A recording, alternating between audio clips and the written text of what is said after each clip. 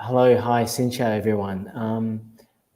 Welcome to today's Facebook Live. I'm Willie from John Hu Migration in Vietnam. So today I'd like to talk about the startup visa for Canada.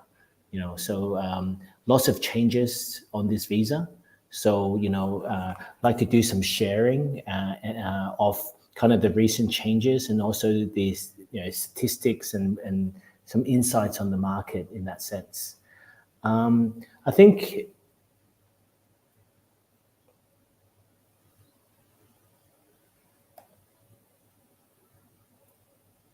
so from a sharing perspective, today I'm going to talk about the changes. I'm sure everyone was quite aware of the changes that were effective quite recently. Just April 30th, the announcements that were done by IRCC.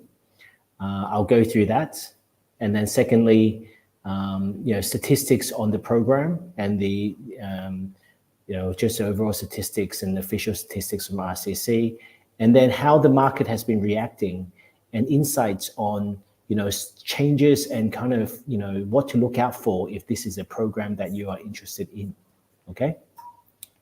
So in that sense, just from our company perspective, very briefly on our company overview, we are John Hu Migration Consulting. We are a 15-year firm. We came to Vietnam 2.5 years ago. Back then, still very much COVID kind of stage on the tail end. But, it was very interested to come to the Vietnam market and bring our expertise and experience to this emerging market, right? So definitely learned a lot in these 2 years and serving this very exciting kind of exciting market and kind of growing economy here.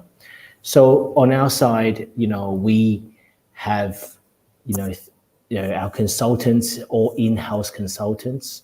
Myself, Willie, and John, we are the directors of the firm. We are licensed for Australia and New Zealand, right? So, and then we have Nicholas, who have been with us for 7-8 years now, right? So a long time. He's our IRCC, so Canadian consultant. So on our side, everything we do, we are licensed ourselves to represent our clients. And I think more importantly is we do all the processing and all the paperwork ourselves in-house, and specifically for the SUV visa, we actually do a lot more than just the visa processing. We help much more on the business activity as well, together with the clients, and support the client in that sense. So, it's been definitely very exciting market and, and activities in the last 2.5 years in Vietnam, Ho Chi Minh, and Hanoi. We've been serving clients both north and south, just really getting to know the different kind of different culture, and still providing our utmost professional service to this market. So if we go through the changes that were effective, I'll make these a bit larger. So if we go through the changes that were effective April 30, I mean, this really came overnight. You can see, the changes that came about announced, April 29, right? And then it was effective, the next day, and it was a crazy 24 hours of very much, last minute applications that were under the old rules. But nevertheless, now we are very much in the new rules. So the new rules mainly is, from a program perspective, everything probably has not changed significantly. But the most important change now is each designated organization is limited or capped at supporting 10 startup companies, right? 10 startups, right? So they can only effectively endorse or support 10 companies or 10 ideas, so say, right? So that has been effective, for the last, 2-3 months now. Very much so, I think, for the first 4 to 6 weeks. It was very much to see how the market was going to react. But now I think we have come to a norm, and we are, everyone is back in business, right? But, I think, definitely there are a lot of learnings and then things to watch out for under these new rules, okay? So you can see here, IRCC was really motivated, right? Motivated to do this so that the designated organizations can focus on choosing more quality teams, more quality companies. I think that this comes later on when we will show some statistics. Before, there were, say 2,000 applications, of PR going through a year, just say, and we'll have the actual numbers. But, very much so, there were only a few designated organizations that were making up probably 80-90% of all the applications. So they were designated organizations, or DOs, just say. I think it's easy if I just say DOs, right? There were DOs just, doing huge volumes, right? And then there were DOs doing practically no volumes. So very much so, this cap that is now in place, ensures kind of a bit more distribution of the cases across all the DOs. And now DOs have to think about the quality of the companies, startups they are supporting, right? So I think that is really key as well, and we'll talk about more in detail on this. But this is effective now, so it's going forward, right? So going on statistics. So if you can see, this program, and these are all based on government data, okay? This program actually started, quite a long time ago, actually, 10 years ago, right? So Start Visa started over 10 years ago. But at the start, very low volume, at the start. And this is the case normally in a lot of programs. It's quite low volume when it starts. But then it really picked up, kind of, you can see in the 2019, and especially 2022, right? 2022, that's when it really picked up on the volume and scale of this program. And there's many reasons for this. Of course, COVID was one. There's a ramp up on demand for immigration during COVID, especially in Asia, when there are countries with very strict COVID rules. But then there's also, a reminder that, there are programs, and specifically the Quebec program closed. The Quebec program was suspended in March 2018. And then in October 2019, it was then it was then officially, suspended in that sense, right? So, sorry, 2018, it put through some significant changes, and then in October 2019, it was suspended. So, I think the Quebec program, this suspension of program from Quebec, actually was a major factor in the reason why the startup visa became so popular. I think in immigration, and we've been in this industry for so long, is the demand is always there. The demand for immigration from Asia is always there, right? Whether it be for kids' education or just for more kind of to move abroad, right? In popular countries like Canada, Australia, US, UK, like there's always demand. Then it's a question of what are the programs that are feasible.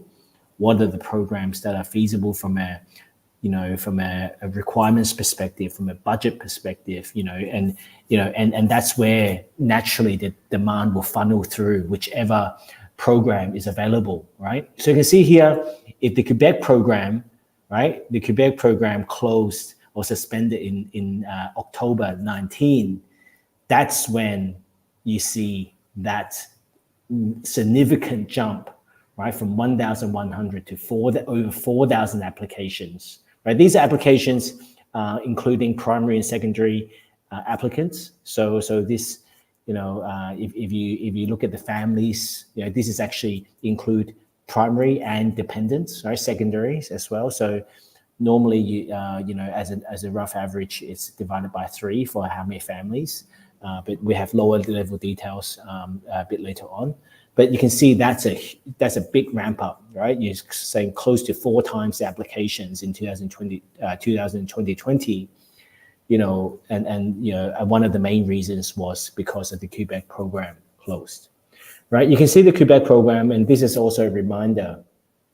When it closed in 2019, the price was actually $350,000, right? So, you do have to think back. Back in 2018-19, the price on the Quebec program was $350. So, even though now the startup visa has increased in price, it's still very, very attractive. It's a very, very attractive program, and arguably still lower cost than the Quebec program in 2018-19. So in 2018, you can see in March 2018, there was a big change announced that effectively increased the cost from 220,000 to 350. That was in March 2018. But then only for a very short period of time, it ran for pretty much close to 18 months. Then in October 19, that's when it is suspended. Applications from November 1st, you can see there. So that's definitely revisiting history and reason why the startup visa got so popular. So, again, back to the statistics of the program, right? Very much so, we're a firm that are very data-driven. We're a firm that focus on statistics and just, work with data and facts, and data to us is, it's a source of truth, and then you try to mitigate risk as much as you can. Right, that is kind of how immigration works as well, right? So we want to work with the requirements, data, and statistics to ensure the best chance possible for our clients. You can see here, and a bit of a demyth on there's always debates on DOs, designated organizations, and the different categories that fall under designated organizations, right? So you can see here, business incubators, and this is data up to November 2023, about half a year ago. Over time, you can always see that business incubators made up around, 3/4, right? 3/4 of the applications, 76%. And angel investor around 20, right? And then, of course, the remainder to venture capital, just 4%. This way you really have to think about what are the roles of the DOs, right? So what are the roles? So you have business incubators. They're there to support startups, support them locally in Canada so that they can assimilate to the culture, assimilate to the network of the local Canadian kind of business environment. Business incubators, they often put through an incubation program. Once they support the business, they choose the business to support, and then they put through an incubation program. They may apply some mentors to them, to support them run the business in Canada, right? But they let the companies run themselves, and then they are the background support. So that's the business incubator. The angel investor world and also the venture, that in itself is it has a different objective, right? The objective is they recognize that, wow, you've got a really good business. I want to invest in you, right? So the whole objective of the angel investor network and also venture capital is actually they are deploying funds, and they, from a genuine perspective, if they find it to be such a compelling business case, they want to invest funds into the startup, right? To support them, and then for them to go to Canada, so very much so. Each of the different streams have its different objectives, and this is purely, and I think here I'm being very objective, and this is just the statistics on the applications to date and which stream it went under. As a program, to be fair, if we look at, the baseline benchmark success rate, it is 78%. I mean, I think this in itself is a, you must say that, this is the government's statistic, right, of 78% success rate. I think sometimes I say like this to our clients, just you take this as this is the pass rate for an examination, 78%. Right? It's not bad, right? Like 78% of people going through the program will get the visa. Did get the visa, past tense, did get the visa. So now we ensure that, how can new applicants use this data to set a strategy to ensure that they are within the 78%, right? So it's really kind of understanding, what is the program objective and meeting the program objective. I mean, that is really key. And I think the program objective is, is set out in very, very, it's very prescriptive. You've got an innovative idea that is very scalable, and you are then helping the Canadian market, right, in terms of employment and economic kind of benefits, right? So very much so, you've got to hit those points, as you're applying for the visa and actually operating a real business in Canada and contributing to the economy, whereby, whether it be capital or also human resources and employment, right? It's very much so like that.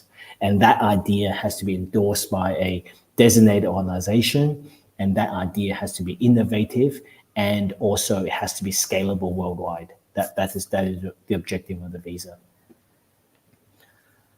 When we see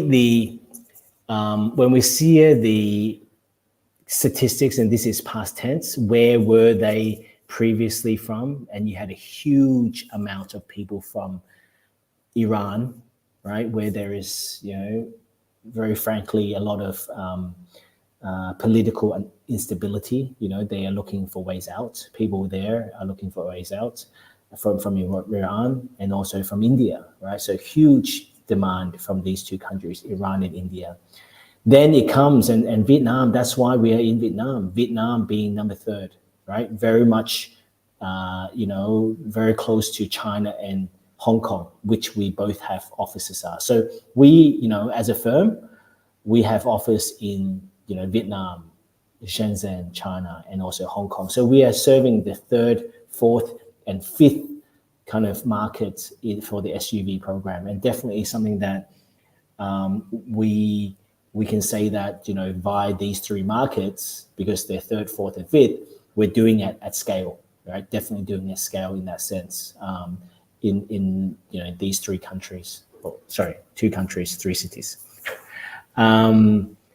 And then you look at the success rate. Actually, if we disregard China, the success rate for Vietnam and Hong Kong is actually quite reasonable, right? Definitely higher than the average because you're omitting Iran and India, so just say there in itself, if we look at lower level, the Vietnamese approval rate was 85% and Hong Kong was 84. So, I mean, that's a good reference rate, even higher than the 78 that was discussed. So something to be mindful of. And now you think about, also some of the reasons why the changes were put in effect, 30th of April, 2024, right? It's because of the backlog, right? Before you saw there was, around over 20,000 worth of applications that were filed. And here you see, up until, again, November 2023, you probably had outcomes on, you will see here, maybe just over 6,000 applications, right, for PR applications. You can see on the right-hand side, there in green is the approved, and then the refused, and then the withdrawn, right? But you sum up there is over 6,000. I think it's probably like 6,500 around.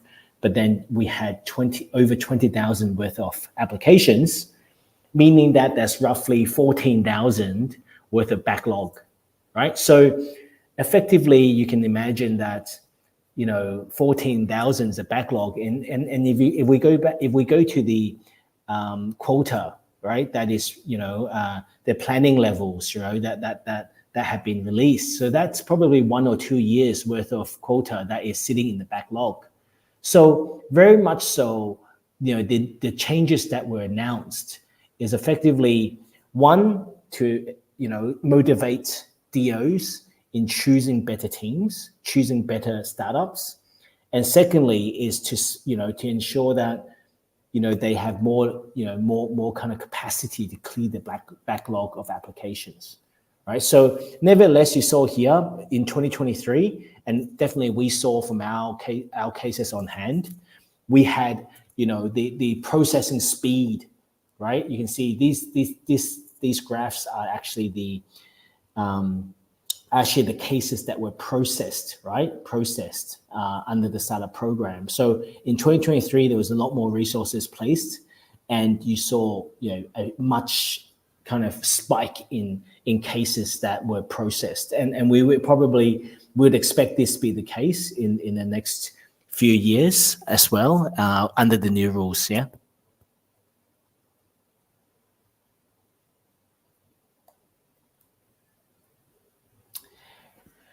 Here is, and this is kind of where, I probably won't go through in the much lower level, but the thing is, we definitely, again, we are off, especially when the announcements were made at the end of April. Like, it's very much going back to the data, right? So a lot of, of course, Nicholas, our consultant, has access to a lot of the IRCC official data,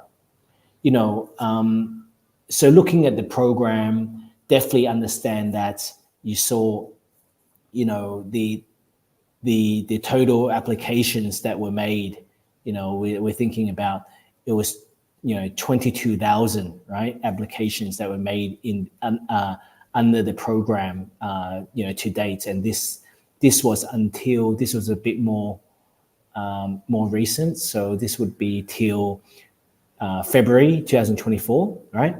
But I think, here is when we go down to the lower level is actually, as we said at the beginning, right? Like, there were a few designated organizations that were kind of,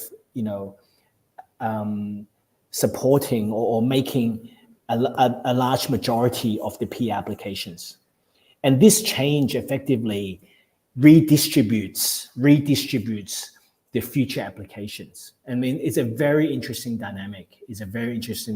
Because, and this is kind of where, I'll encourage people who are still interested in the program to be more careful. I think that is probably a, a very objective and honest advice, to be careful, because you'd have, the situation that happens now is there were designated organizations that used to put through just say 100 or 150 companies before. They were working at very large scale, right? They were supporting 100 companies. These could be companies of 1 to companies of 5, sorry, right? 1 to 5, right? So that's the size, 1 to 5, a team, right? If they were doing, supporting 100, 150 kind of companies at, prior to the change, they would have a big corporate footprint. They would have, a lot of staff, maybe a lot of overheads, but then nevertheless, they probably would have had the infrastructure and investment that was ready, to support, the future companies, whether that be from an IT program perspective or just resources available to them, right? But now they are faced, so DOs that were doing much larger scale than 10, so they could be doing 10 times, if not more than 10 times, they have good infrastructure set up. However, they now are faced with the dilemma of they're running a big cost base for only 10 future companies per year. So that is one problem. So likely there, you see, the reason why they are increasing price, because, if they were supporting so many companies before, then now they're limited to 10, then the unit price have to be adjusted. So that's one dilemma. Then you got the other end of the scale, the small DOs, designated organizations, or maybe even brand new DOs. And the DO list changes all the time. Like we were analyzing kind of the in and outs, right, of DO list. And then you think about, there are some DOs that were doing very small scale, maybe a few cases. There are new DOs which have not done any case, right? And definitely see some of those names on the list as well. If you think about that way, it's an amazing opportunity for those DOs that were not doing any cases or done very few cases. But then you think, well, suddenly their quota of 10 is worth a lot of, is very valuable. Definitely very valuable, right? These quota of 10 now, because everyone would want their quota, right? But then the thing is, are they going to make the investments? Are they going to make, that kind of resource allocation to this program, knowing that it's a limit of 10 per year? And even after, 2 more years, will the program continue? They don't know. So, there's a real kind of dilemma here for both ends.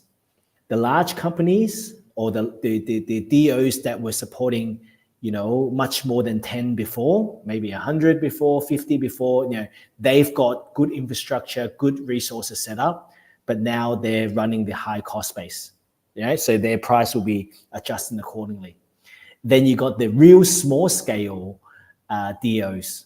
Do they really have the resources to set up the due diligence process at the beginning, the supports ongoing, whatsoever, or are they just simply want to monetize that quota now because they can, it has value, and has to be used within the calendar year, every calendar year. So, this way, I think is, anyone who's interested in the program now probably should be more careful. Definitely need to be more careful. Go lower level, ask more questions to the agent, right? Definitely you need to understand, things that are changing because of the new rules, okay? Here you can see the migration levels, as we said, definitely there is quota this year, next year, and the year after in 2026. However, you think that, the already in the backlog is going to be using, quite a lot of the quota, but nevertheless, in that sense, with the new rules, they envisage that the backlog will be cleared faster than before.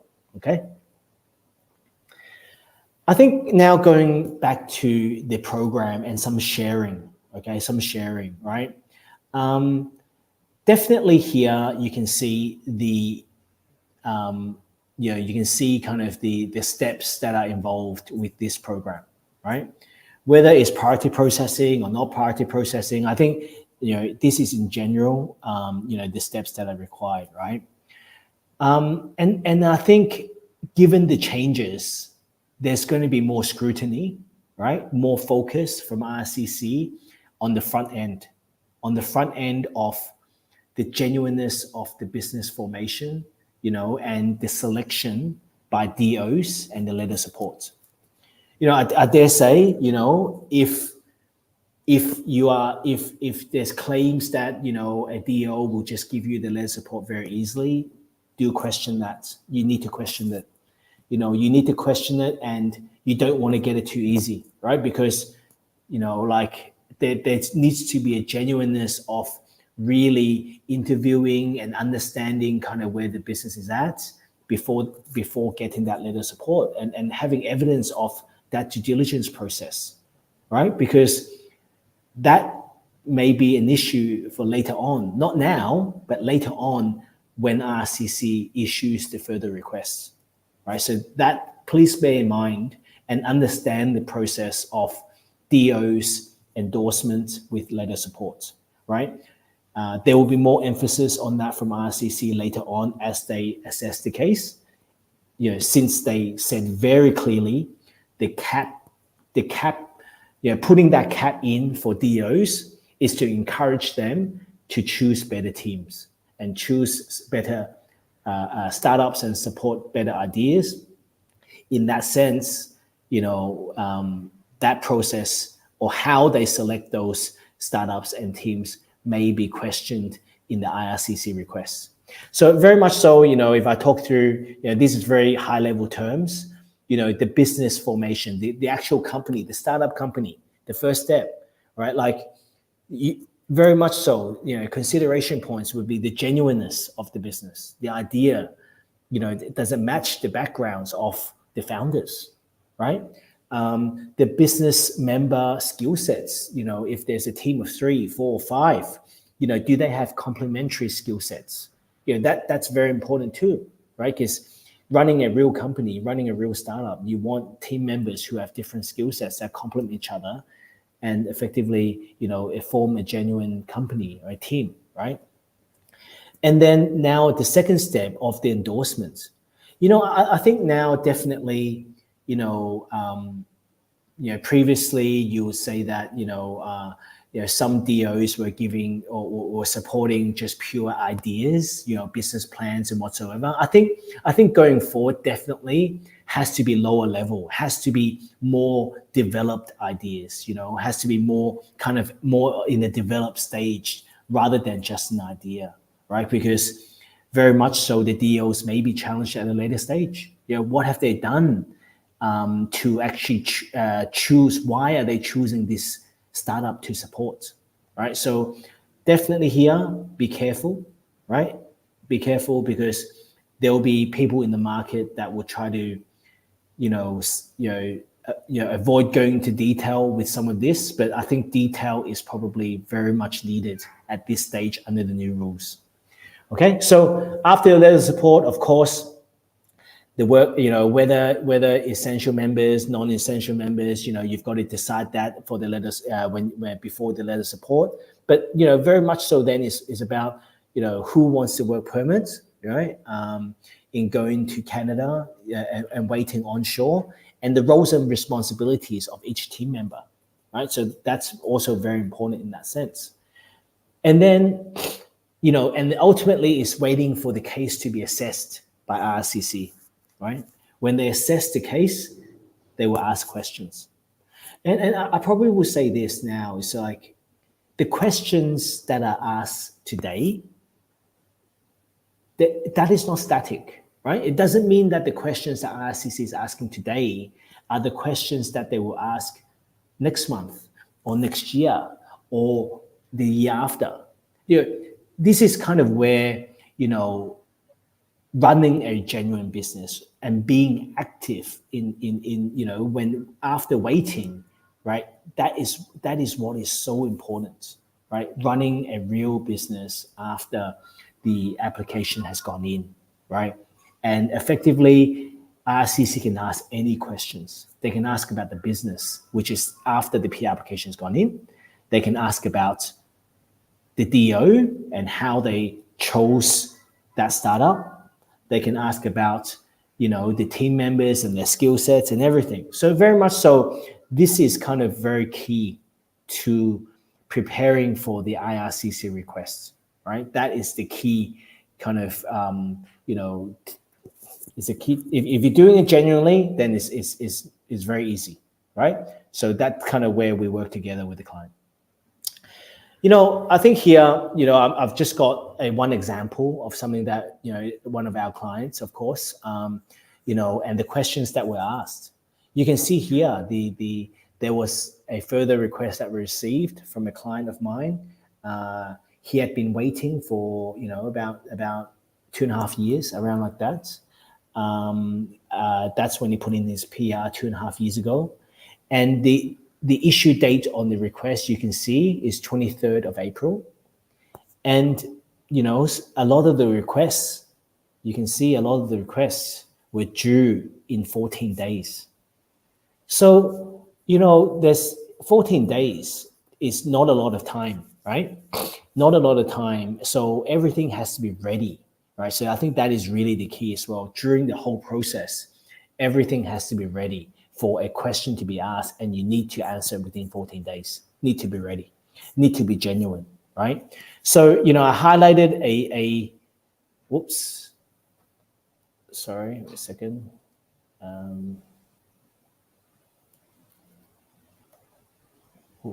Okay, hopefully you can see. You can see. I highlighted a key kind of question that was asked, right? And this is such an easy question to ask. This is such an easy question to ask, right?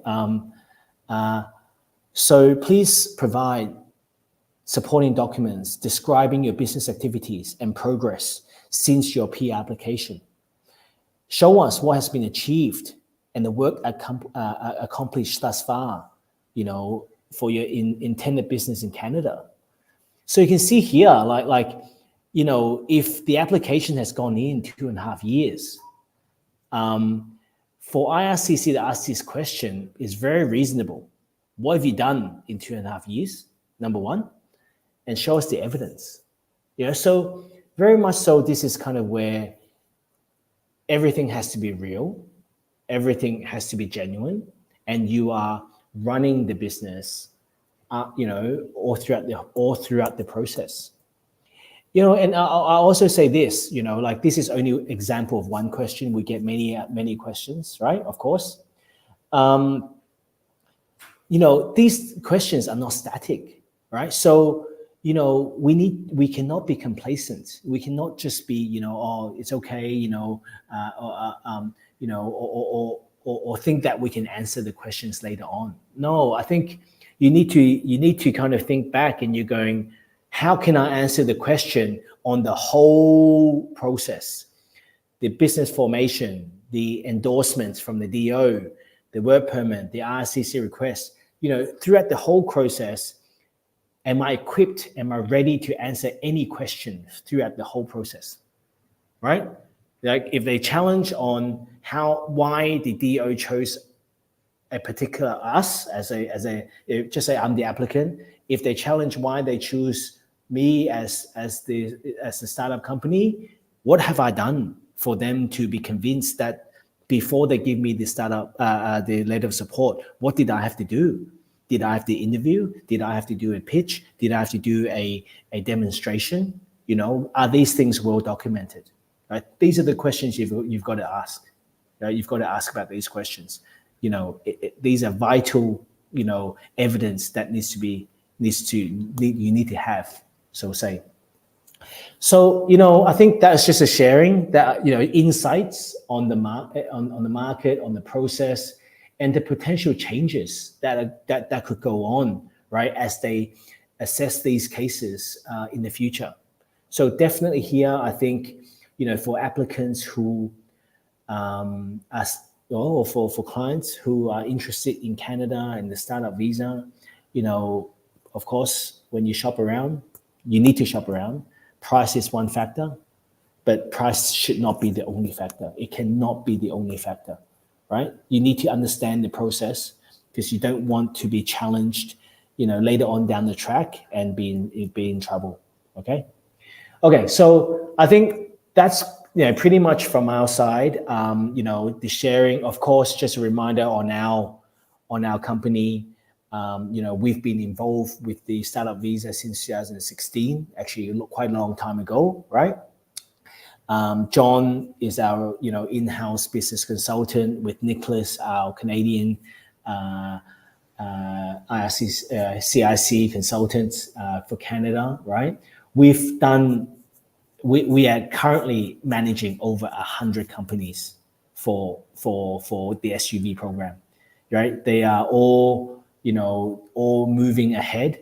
They're all submitted and kind of being assessed, right? So we do have that huge pipeline in front of new clients, which is very important because then, we understand and we can see what are the trend of the RCC requests, right? So that's probably one of our key advantage.